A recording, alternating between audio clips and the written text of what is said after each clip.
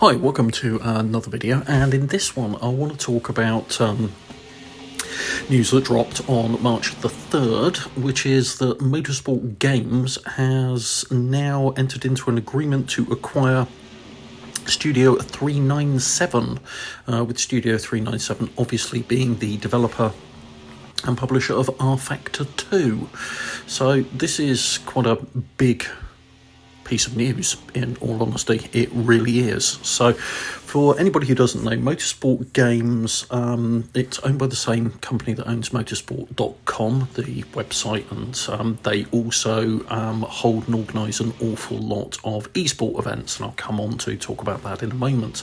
But what this basically means is that Motorsport Games now own RFactor 2, and a little known but extremely competent developer behind the Kartcraft title, which is a really, really good kart racing sim. PC only, much as RFactor 2 is. Now, I've talked about them buying this. I've also mentioned in past weekly videos, so the weekly news roundups, that Motorsport Games now have the exclusive license for the upcoming British Touring Car Championship title, and also have signed a 10-year deal to provide exclusive games around the Le Mans series, so the LMS series and Le Mans itself. So what this effectively means is that Motorsport Games, who are basically now really just trying to become a major player, a really major player in the esport around motorsports scene, because keep in mind that Motorsport Games also own the development company behind the NASCAR series. So they've now effectively got British Touring Car Championship, NASCAR Series, and also Le Mans, and they now own an extremely competent kart sim, and arguably one of the best publicly available sim racing titles around in RFactor 2.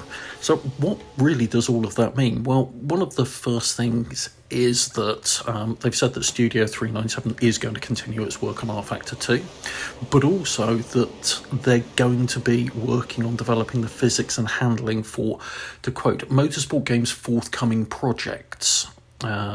And Motorsport Games expects to utilise its resources and experience to enhance the RFactor 2 offering, especially in the areas highlighted by the racing community.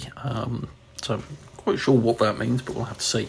Now, one thing to keep in mind here is that Studio 397 and Motorsport Games do have a history of working together, particularly during the lockdown, because when the 24 Hours of Le Mans virtual race needed to be run, it was run on RFactor 2, but it was run by the esport platform that Motorsport Games provide, and a similar thing with the Formula E races. So RFactor 2 was used as the platform for those, and the actual esports ecosystem used for it was the Motorsport Games one.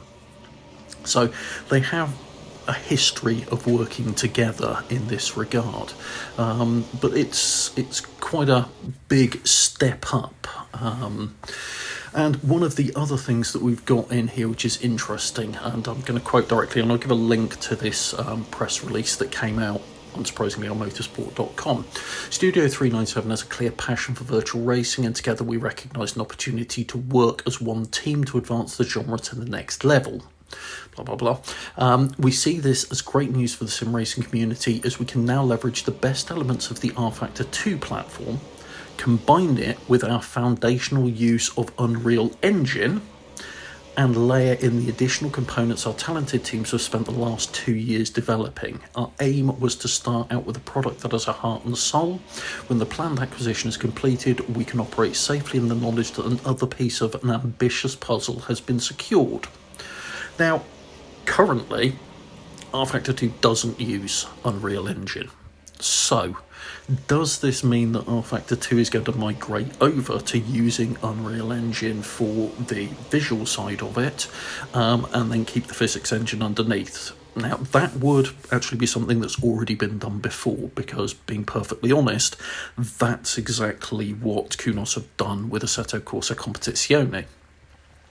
They have the Unreal Engine on top for the visual and the audio sides of it, with their proprietary sim engine underneath it. So is that what we're looking at with RFactor 2? Who knows? We don't know at the present moment, but that's what that hints at and reads to me. Now, another thing I didn't actually realise, and that this is quite interesting to me, is that Fernando Alonso is a shareholder in Motorsport Games. I must confess, I didn't realise that. And he said on this subject, and again, this is from the press release, the level of simulation and the feeling of driving offered by RFactor 2 is second to none. That's good to hear that Fernando Alonso and myself agree on one thing.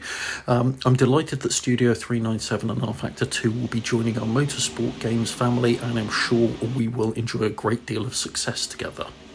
And this then finishes off with the latest announcement from Motorsport Games following a string of exciting developments, including the upcoming acquisition of Kartcraft from Black Delta and announcements of the forthcoming games based around the iconic 24 Hours of Le Mans and British Touring Car Championships, in addition to the company's existing NASCAR project. So, as I went through and talked about earlier on, there's then a load of stuff on the press release about both companies, and I will basically, as I say, link to that down below. Now, what I do want to talk about, though, is what this means for the sim racing industry as a whole and what's going on with it as a whole. Because if we look at what's happening and what's happened over the last few months, we're basically seeing really major players gobbling up titles and coalescing them and getting agreements and licenses to run series in a smaller and smaller number of companies. So we've got this with Motorsport Games, who have, as I've gone through, managed to now gather up 2 new houses within their family, and they've also now got exclusive licenses for NASCAR, for the Le Mans Series and the British Touring Car Championships. And let's be perfectly honest, Formula E is pretty much a shoe-in there as well. I think we can assume that one for now. Might be wrong, but I think we can. You've then got EA, who, with their purchase of Codemasters, gathered up all of the Codemasters franchises. Now, EA didn't have any sim titles itself, but that effectively now means that they do. They've got the F1 series under their belt. We also know that from 2024, Codemasters had already managed to get the agreement on the WRC license, so that's sucked into their remit as well. So that's F1 and WRC firmly under their belt. They also bought SMS, so that's all of the Project Cars series under their belt. So EA, big player, and basically you've got these 2 companies now controlling a huge swathe of the motorsport simulation market, particularly where it comes to licensed franchise series. Now, if you then split it out from that, what is left for the smaller titles in the market? And also rather smaller devs in the market. I mean, Nancon, who used to have the WRC title, they've not lost that. They tend to stick to bike racing games. I think they'll be okay from that point of view, because, talking complete rubbish there. Milestone still got all their bike racing titles, but they seem to have moved away from the rallying side of things they were doing. Nacon, who currently have the WRC title license, what are they going to do after they lose that? Are they going to carry on developing racing titles, or are they going to stick to other stuff? That's an unknown at the moment. You've then obviously got the Forza Horizon Motorsport series under Turn 10 from Microsoft, and you've then got the Gran Turismo series from Polyphony Digital, owned by Sony. So they're unlikely to go down the route of getting actual Motorsport series licenses for either of those, but they have their various tie-ins off the back of that. But it's an interesting time for sim racing as a whole, and this acquisition of RFactor 2 by Motorsport Games, I can see both the good and the worrying signs in this. So it's going to be interesting to see how this develops and how this goes forward. But there's always a part of me that's slightly nervous about the kind of like this coalescing and partial monopolisation of series and how it leads to potentially cars and tracks being locked out from certain titles and only available in title X.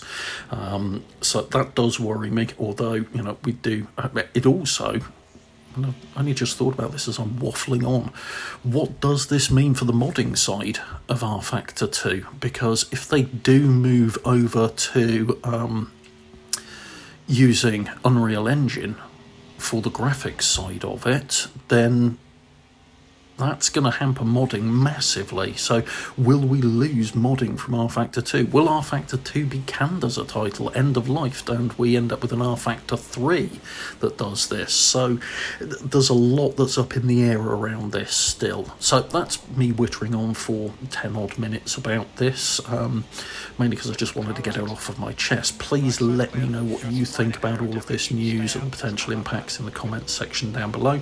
And if you found this video interesting, please do hit the like button, and if you want to see more content like this, subscribe to the channel and hit the bell icon to be notified when new content gets uploaded. Thanks very much. Take care.